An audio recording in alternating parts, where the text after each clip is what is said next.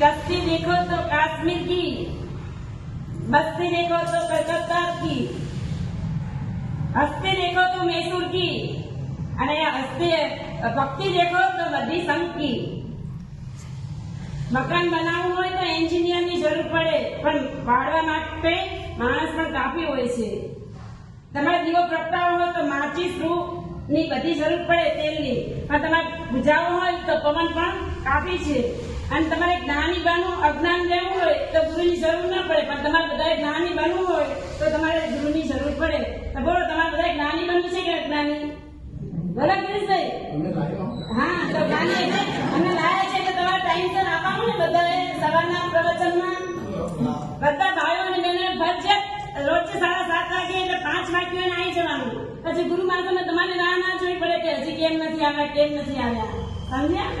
એટલે તમારે ટાઈમસર નાની બનવું હોય એટલા માટે ગુરુ ભગત બતાવ્યા છે કે ચતુર્માસ છે એટલે ધર્મની આરાધના કરવાની સિઝન છે, આત્માની કમાણી કરવા માટેનો મોકો મળ્યો છે।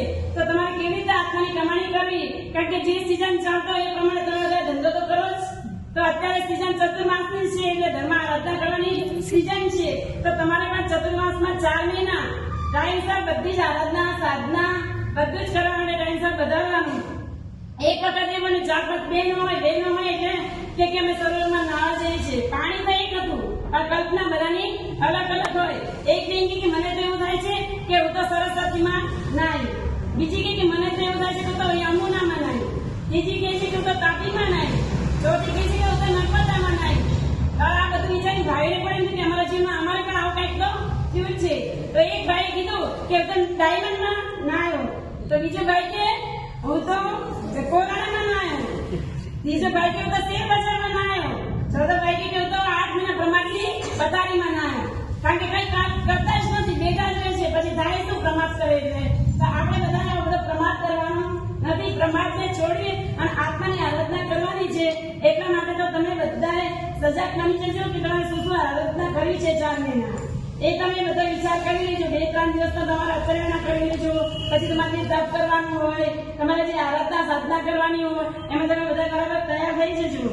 પછી એક વખત એવું બન્યું કે એક શેઠ હતા, એ ખૂબ સુખી હતા, પણ એમને છે ને 50 વર્ષ થયા, 40 વર્ષ થયા, 60 વર્ષ થયા, 70 વર્ષ થયા, અત્યાર સુધી એને કાંઈ જ આરાધના સાધના ના કરી, કાંઈ દાન ના આપ્યું, કાંઈ જ ના કર્યું। પણ હવે એમને ઉપર જવાની તૈયારી થઈ ગઈ। પછી એમને એક જીવનમાં એક જ થોડું સુખરૂપ કરી લીધું કે એક રોટલાનું દાન કરી દીધું। એ રોટલાના 4 ટુકડા કરીને એક ગાયને આપ્યો, એક કૂતરાને આપ્યો, એક ભિખારીને આપ્યો, એક બીજા કોઈને કરીને આપ્યો, એવી એક રોટલાનું દાન આખા જીવનની અંદર એમને એક જ રોટલાનું દાન કરેલું। અને પછી થોડો ટાઈમ જાય યમરાજ આવ્યા કે આવો કે ભાઈ ચલો હું તમને લેવા માટે આવ્યો છું। કે ક્યાં મને લઈ જવાના છો? કે બસ તમારે ક્યાં જવાનું? તમારે તો નરકમાં જવાનું છે। કે સારું, ભાઈ દયા થઈ ગયા અને યમરાજ એમને લઈ ગયા। પણ યમરાજે કીધું કે જો તમારે નરકમાં તો જવાનું જ છે, પણ તમે એક રોટલાનું દાન કર્યું છે એટલે તમારે 12 કલાક દેવનું આયુષ્ય બંધાનું છે, એટલે હું તમને 12 કલાક માટે દેવમાં લઈ જાઉં છું। એટલે કે સારું, પછી થોડા લઈ ગયા અને એમને કીધું કે જો આ દેવલોક આવી ગયું છે સ્વર્ગમાં, હવે તમને અમારા 4 દેવો આવશે, એમને 3-3, 4-4 કલાક તમને લઈ જશે। તમારે જે પણ કરવું હોય આરાધના સાધના કે તમારે મોજ શોખ જે તમારે બાકી બધું તમારે કરી લેવાનું। કે સારું, પછી એક દેવ આવ્યા, એક દેવ કીધું કે જો મારી ડ્યુટી 3 કલાકની છે, હું તમને લેવા આવ્યો છું, બોલો દેવલોકમાં તમારે વાવડીમાં જવું છે, નંદનવનમાં તમારે ક્યાં જવું છે? તો શેઠજીએ કીધું કે મારે ક્યાંય જવું નથી, મારે તો છે ને આખા લોકની અંદર જેટલા પણ તીર્થો છે એ તીર્થના મારે દર્શન કરવા છે। એટલે એક દેવે એને બધા તીર્થના દર્શન કરાયા।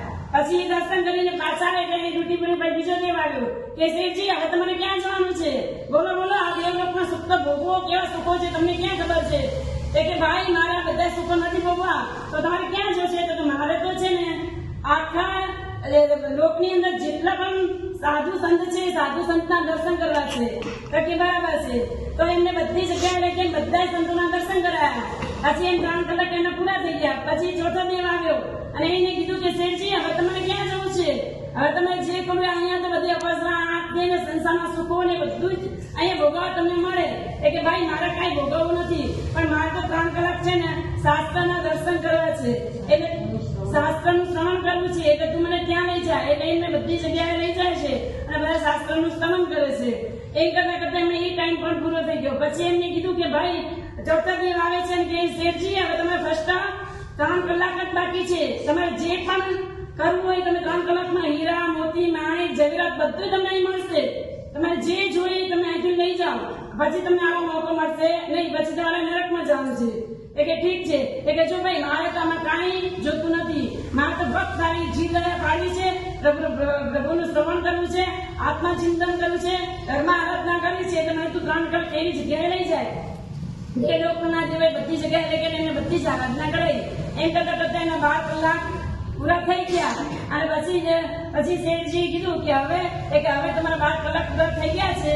પણ એવું છે કે 12 કલાકની અંદર તમે જે પણ આરાધના સાધના કરી એના હિસાબે તમારા નરકના દરવાજા બંધ થઈ ગયા છે. એટલે હવે તમારે નરકમાં જવાનું નથી. એટલે આપણે પણ આ શેઠના આધારે એવું વિચારવાનું છે કે આપણે આ 4 મહિના ધર્મ આરાધના સાધના કરશું તો પણ આપણા પણ નરકના દરવાજા બંધ થઈ જાય અને આપણા પણ આત્માના દરવાજા ખુલી જાય તો આપણે પણ મોક્ષ સુધી પહોંચી શકીએ. તો શેઠે કીધું કે સારું મેં તો 12 કલાક આટલી આરાધના સાધના કરી તો પણ આટલું બધું મને મળી ગયું. તો જેટલા લોકો તો કેટલી ધર્મ આરાધના કરે છે તેને તો કેવા સુખો મળશે. તો આપણે સુખ નહીં આપણે મોક્ષ સુધી પહોંચવું છે. એટલે આત્માની આરાધના એવી કરો કે આ અંદર તમારા અધ્યાવસાયની પરિણતિ સારી રાખો. જો આપણે અધ્યાવસાય સારા હશે તો આપણા ઓટોમેટિક આપણા કર્મ બધા ખપી જશે તો આપણે મોક્ષ સુધી પહોંચી શકું. અને અત્યારે તો અમે વિચાર કરતા કે અમે પ્રવેશ કરીએ છીએ કેટલો વરસાદ હશે કેવી રીતે હશે.